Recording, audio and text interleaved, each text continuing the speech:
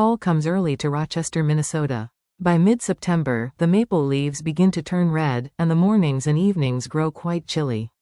In this city known for its medical center, the Mayo Clinic, Becky Martinson had worked as a nurse at the local general hospital for 15 years. April, breakfast is ready. While making pancakes in the kitchen, Becky called up to her daughter's room on the second floor. Thomas was already sitting at the dining table, reading the newspaper with a cup of coffee in hand. Gray had begun to appear around her husband's temples, but it suited his calm demeanor perfectly. "Good morning, Papa." April came running down the stairs and suddenly hugged her father from behind.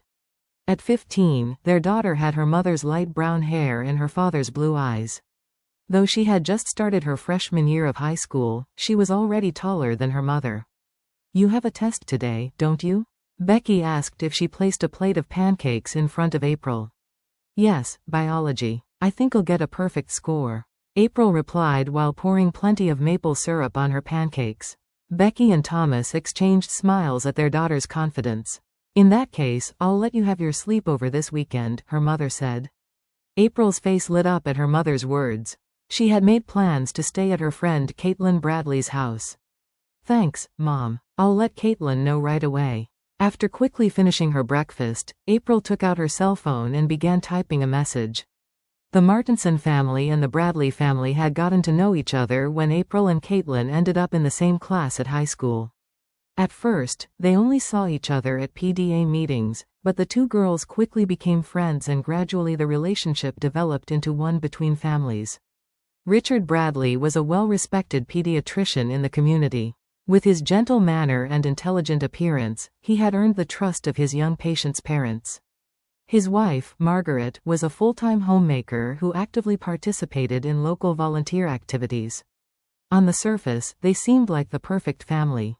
However, Becky, with her experience as a nurse, occasionally noticed something odd in Margaret's subtle gestures and expressions.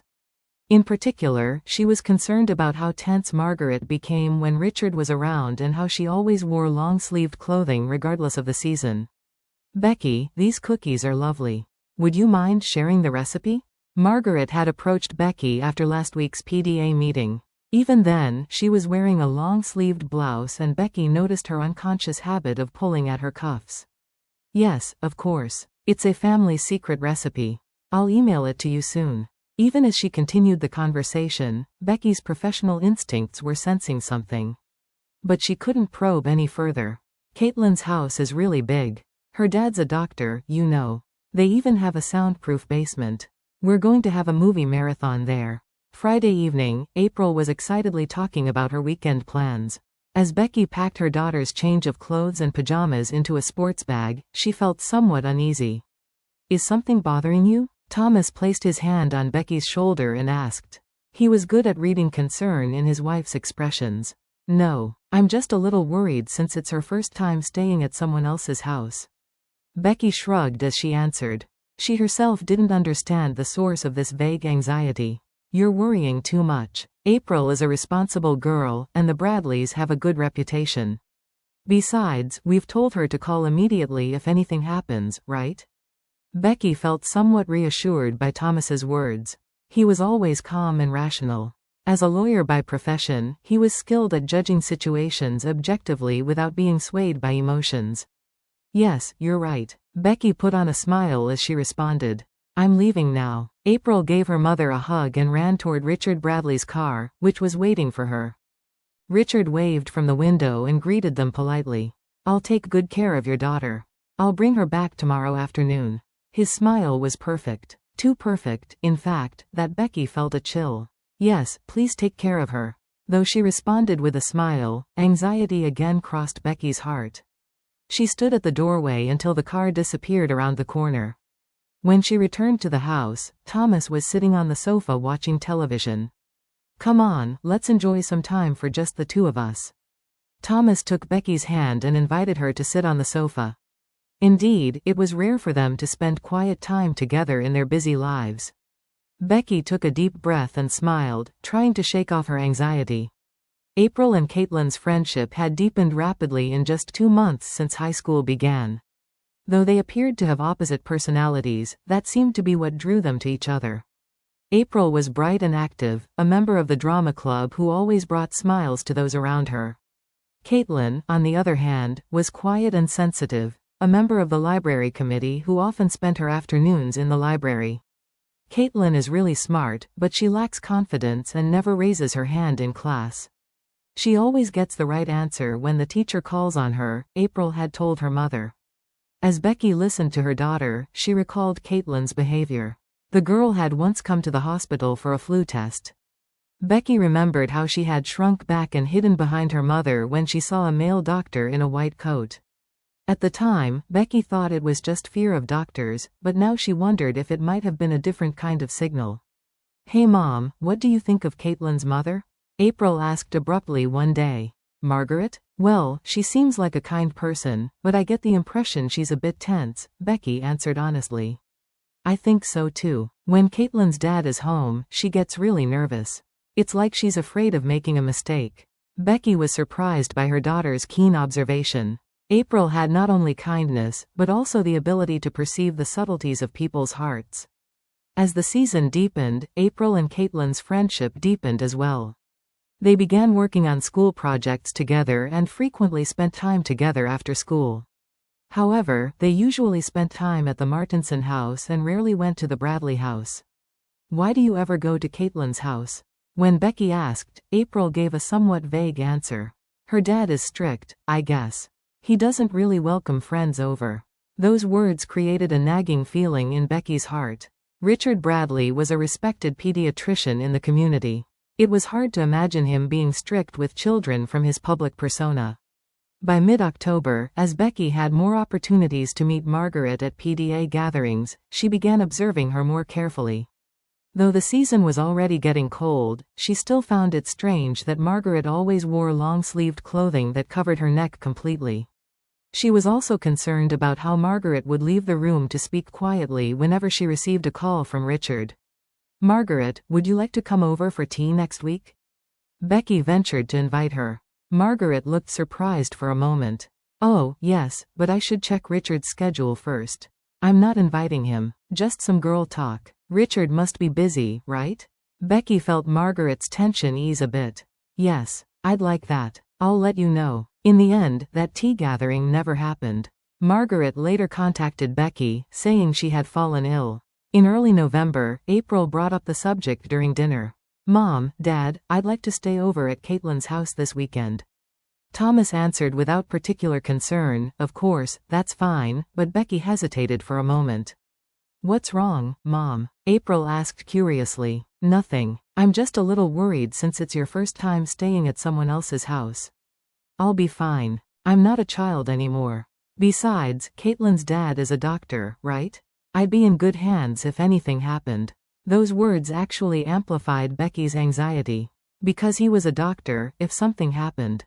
But was that just professional bias? Becky couldn't tell if her concerns were baseless anxiety or an intuitive warning. "All right. But call immediately if anything happens." "I know," April answered with a casual wave of her hand. That night, Becky confided her worries to Thomas. He put his arm around his wife's shoulders and said gently, "Becky, sometimes you're too protective. April is 15 now. We need to let her become independent gradually. Besides, the Bradley family has a good reputation in town." "I know. It's just that I feel like Margaret is hiding something. She seems like a different person when Richard is around, so tense." "That might just be the nature of their relationship. Not all couples have the easygoing relationship that we do," Thomas explained logically. Becky sighed deeply. "I suppose, maybe I'm overthinking things." As the weekend approached, April's excitement grew. She talked enthusiastically about how Caitlin's house had the latest movie streaming services, and they were planning a horror movie marathon.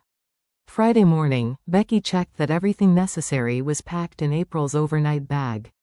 The jammers, change of clothes, toothbrush, and even some regular medication just in case. "Mom, I'm not a child anymore. I checked everything myself," April protested, slightly embarrassed. "It's a mother's instinct," Becky answered with a smile. In the evening, Richard Bradley arrived by car as planned. April loaded her luggage into the car, her face glowing with excitement and anticipation. Well then, I'll be borrowing your daughter, Richard greeted Becky with a perfect smile. I'll bring her back tomorrow afternoon. Please take care of her, Becky responded politely. April waved from the window and called out, "Don't worry." Becky continued waving until the car disappeared around the corner. When she returned to the house, Thomas had already started preparing a special dinner. "Let's enjoy our first night alone in a while." As Becky watched her husband's back as he boiled pasta, she muttered to herself, "It'll be fine, nothing will happen." After dinner, Becky and Thomas were watching a movie in the living room, sipping wine. They were enjoying the comfort of conversation that remained unchanged even after 15 years of marriage. The clock showed 9 o'clock. "Any word from April?" Thomas asked as he tilted his glass. "Yes, she sent a brief message right after she arrived. Arrived, movie night, good night, is what she wrote," Becky showed in the screen of her phone. "See, there was nothing to worry about," Thomas said reassuringly. Just at that moment, Becky's phone rang loudly. Looking at the screen, she saw it was a call from Margaret Bradley. 9:15 p.m. It was unusual to get a call from a friend at this hour. A moment of anxiety crossed Becky's heart. "Hello, Margaret." What she heard from the other end was a distraught voice. "Becky, come get April right away." Margaret's voice was shaking and broken. In the background, Becky could hear the sound of something breaking and what seemed like a small scream. "Margaret, what happened? Is April okay?" Tension crept into Becky's voice and Thomas stopped the movie and turned toward his wife. "Right now. Please, don't tell anyone, just come." With that, the call ended. Becky stood up in agitation and briefly explained the situation to Thomas. "I got a call from Margaret asking me to pick up April right away. Something is wrong." Her voice was trembling. Thomas immediately stood up as well. "I'll go with you. You come later. I'll go first. It might be a situation better handled by women." Becky quickly grabbed her car keys and rushed out, not even taking time to put on a coat. It had started to rain coldly outside. As she started the car, worst-case scenarios flashed through her mind, appearing and disappearing. The Bradley house was located in an upscale neighborhood. The large white colonial-style house would normally symbolize the perfect family, judging by its exterior. But tonight, the light leaking from its windows created an ominous atmosphere. As Becky parked her car, the front door opened and Margaret came out. She was a shadow of her usual well-put-together self. Her hair was disheveled, her eyes swollen from crying, and a red mark was visible on her cheek. The cuff of her long-sleeved blouse was torn, revealing a blue-purple bruise underneath. "Margaret." Becky jumped out of the car and rushed to her. Margaret said nothing, just grabbed Becky's arm. Her fingers were ice-cold and trembling. "Where's April? Where is she?" Becky asked in an urgent voice. Margaret pointed inside the house and finally managed to squeeze out some words. "Upstairs. Caitlin's room." Then she gripped Becky's arm even tighter and continued in a trembling voice. "Please, just look quietly." Becky was confused. She had no idea what was happening, but from Margaret's behavior, she knew something serious was going on. "Where is Richard?" Becky looked around cautiously. "Out, but he'll be back soon, hurry." Following Margaret's urging, Becky entered the house. She passed through the silent, spacious living room and climbed the stairs. The second-floor hallway was dimly lit, with light leaking from under just one door. As she approached the door, she could hear small voices from inside. April and Caitlin's voices. Becky knocked lightly and opened the door slightly.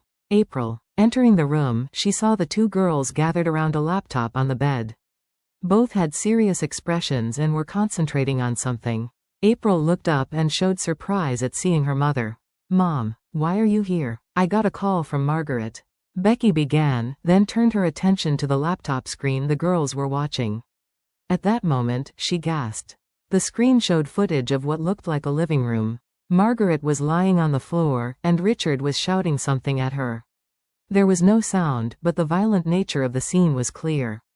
The next clip showed Caitlin trembling against a wall, followed by a close-up of bruises on her arm. "What is this?" Becky was at a loss for words. April stood up and rushed to her mother. "Mom, we've been gathering evidence," she said in a determined voice. Caitlin and her mom have been abused by Richard for a long time. No one believed them, so they needed proof. Becky looked at Caitlin. For the first time, she saw strength in the usually quiet girl's eyes. I set up surveillance cameras, Caitlin said in a small voice. Dad always, after we go to bed. Her voice broke. April put her arm around her friend's shoulder and continued, Caitlin secretly borrowed a small camera from the drama teacher. The teacher thinks Caitlin is interested in filmmaking, but that wasn't true. Becky was speechless at the cruel evidence displayed on the screen. And suddenly everything made sense. Margaret's tense demeanor, her long-sleeve clothing, and Caitlin's withdrawn personality. Why didn't you tell anyone? Becky finally managed to ask. I did. Turning around, she saw Margaret entering the room. Her face was wet with tears, but there was a light of determination in her eyes. In the beginning, I went to the police, to the hospital. But he's a respected doctor in town. Mrs. Bradley, aren't you misunderstanding something? Didn't your child just fall? That's all they said. Richard was spreading rumors that I was mentally unstable. She took a deep breath and pushed back her hair with a trembling hand. But tonight, he tried to hit Caitlin, too. I can't take it anymore. Not the children. Suddenly, from downstairs, they heard the sound of a car engine. The blood drained from Margaret's face. Caitlin let out a small cry and gripped April's hand tightly. Richard is back, Margaret said, almost breathlessly. The sound of the front door opening echoed from below, and everyone froze. Margaret, where are you? A low, cold voice resonated throughout the house. Caitlin, pack your things. April, you too. We're leaving right now. Becky quickly directed in a low voice. The two girls began to move swiftly. Caitlin packed essential items into a backpack, and April closed the laptop and put it in her bag. Margaret, can't you hear me? Richard's voice echoed again, and the sound of footsteps climbing the stairs began to be heard. Margaret stood frozen in fear against the wall. Becky grabbed her shoulders and looked into her eyes. Margaret, this is your last chance. I'm getting you and Caitlin out of here. Tears welled up in Margaret's eyes, but she nodded slightly. The footsteps were getting closer and closer. Everyone, I know you're there. What are you doing? Richard's voice was superficially calm, but Becky felt a chill at the coldness lurking beneath it. The sound of the door knob turning made everyone look in that direction. The door opened, and Richard Bradley appeared. His neat appearance and intellectual features were unchanged. But his eyes were cold and burning with anger. Well, Becky, what brings you here at this hour? He displayed a perfect smile, but his eyes weren't smiling. He seemed to quickly grasp the situation with a glance around the room. I came to pick up April, Becky said, trying to appear as calm as possible. Is that so? But the arrangement was for tomorrow afternoon, wasn't it? Richard raised his wrist as if to show his watch. It's only 10 o'clock at night. Plans changed, Becky said with a resolute attitude. Margaret called me. Richard's expression faltered for just a moment. He directed a sharp glance at Margaret, who was standing with a trembling hand against the wall for support. Margaret has been a bit mentally unstable lately, Richard said in the cool tone of a physician. I'm sorry if she's caused you unnecessary concern. He took one step into the room and closed the door behind him. The air in the room seemed to freeze. Actually, my wife is under psychiatric care. She sometimes has severe delusions, Richard smiled amicably. I don't know what she told you, but please don't believe it. Becky saw the fear-filled expressions on Margaret and Caitlin's faces. And she made up her mind. Richard, we're leaving. Margaret and Caitlin are coming with us. Richard's smile disappeared, replaced by a cold expression. That's impossible. It's not appropriate for outsiders to interfere in family matters. Domestic abuse is no longer a family matter, Becky said firmly. Richard's eyes emitted a dangerous light. Abuse? What evidence do you have? At this moment, April stepped forward and took the laptop from her bag. Here's the evidence. Richard showed signs of agitation for the first time. What kind of joke is this? It's not a joke, April said, opening the laptop with trembling hands and playing part of the earlier footage. The image clearly showed Margaret falling in the living room and Richard shouting at her. The blood drained from Richard's face. This is fabricated. It's been edited. No, it's real, Caitlin spoke up for the first time. Though still trembling, there was determination in her eyes. I set up the cameras myself. One in the living room, one in the kitchen, one in the hallway. Shut up, Richard shouted and took a step toward Caitlin. Becky immediately stood between them. Don't touch her. Get out of my way. Richard's voice was low and dangerous. This is my house, my family. What right do you have? As a human being, as a nurse, as a mother. I have the right to protect those who are vulnerable from people like you. Becky didn't back down. Richard seemed to regain his composure for a moment. Think about this, Becky. I am a respected doctor in this town. Who do you think will believe your word? Margaret's mental state is unstable and my daughter has been influenced by her. This is a matter of family therapy. It's over, Richard, Becky said quietly. We have all the evidence. The videos have already been uploaded to the cloud. You can't hide this anymore. Richard's expression hardened. He stared at Becky and in the next moment did something unexpected. He suddenly lunged at Margaret, grabbed her arm and pulled her close. Everyone get out, he shouted. Or you don't know what might happen to her. Margaret screamed in terror. Caitlin also cried out and April clung to her mother's arm. The situation had become extremely tense. At that moment, the door to the room opened again. Let her go, Richard. A calm, resolute voice spoke. Thomas Martinson was standing there. His presence was unusually dignified. Thomas, Becky exclaimed in relief. I called the police, Thomas said quietly. They've already arrived. Richard was visibly shaken. The police? By what authority? As a lawyer and as a citizen, I have the authority to report when there is suspicion of abuse. Thomas took a step forward. Let Margaret go. Richard hesitated for a moment, then released Margaret with a push. She stumbled, but Becky quickly steadied her. This is a misunderstanding, Richard said desperately. I never thought it would come to this. I'm a doctor. A respected doctor in this town. That's over now, Thomas said calmly. Multiple footsteps were heard from downstairs, and 2 police officers entered the room. They seemed to quickly assess the situation. Richard Bradley. One officer stepped forward. We need you to come with us on suspicion of domestic violence. Richard showed defiance for a moment, but soon slumped his shoulders. Before being escorted out of the room by the officers, he directed one last cold glance at Margaret and Caitlin. Those left in the room stood in silence for a while. Margaret trembled as she embraced Caitlin. April stood by her friend's side, and Becky and Thomas exchanged glances. Is it really over? Margaret asked in a small voice. Yes, it's over. Becky placed her hand on her shoulder. We'll protect you from now on. Thomas picked up the laptop. This will be crucial evidence. We'll need to go through legal procedures, but he'll never be able to hurt you again. How should we? Margaret seemed at a loss. Come to our house tonight, Becky said immediately. From there, we'll start a new life one step at a time. Tears welled up in Margaret's eyes. Thank you, from the bottom of my heart. Caitlin finally moved away from her mother's arms and looked at April. If you hadn't been there, we would have always. You're the one who found courage. April held her friend's hand. I just helped a little. The police officers returned and began taking detailed statements. Becky watched as a female officer viewed the footage on the laptop and took notes with a serious expression. Thomas provided legal advice and started the process to ensure Margaret and Caitlin would receive the necessary protection. As the night wore on, the house gradually began to calm down. It was as if light was finally beginning to shine into a darkness filled with fear. Let's go home, Becky finally said. You can rest at our house. Margaret and Caitlin packed a few belongings with April helping them. As the 4 descended the stairs, they took in the side of the living room. Becky's heart ached to think of the many terrible events that had occurred here. Before leaving the house, Margaret turned back once to look at what had been her home. And she whispered softly, "Goodbye." Her voice carried more of a sense of liberation than fear. The 4 got into Becky's car and headed to the Martinson home. It was the beginning of a new life. On a Saturday in May, as spring sunlight brightly illuminated the town of Rochester, a barbecue party was being held in the Martinson family's backyard. Having survived the harshness of winter, the trees in the garden were wrapped in fresh green and colorful flowers were in full bloom.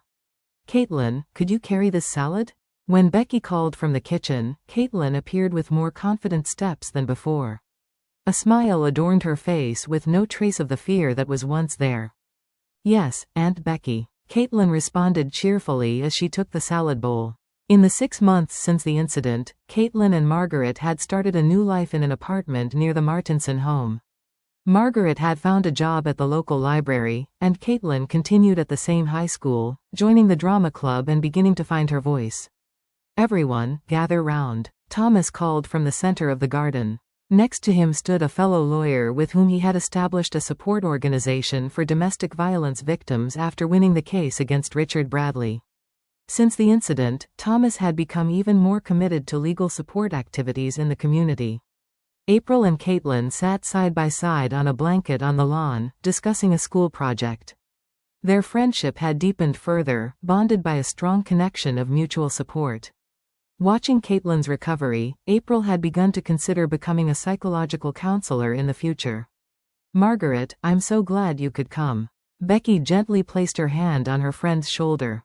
Margaret returned a gentle smile. She still suffered from nightmares sometimes, but was gradually healing through therapy and the support of those around her. "If it weren't for you, we would still be in that house," Margaret said quietly. "I can never thank you enough." Richard Bradley had received a 7-year prison sentence and had his medical license revoked.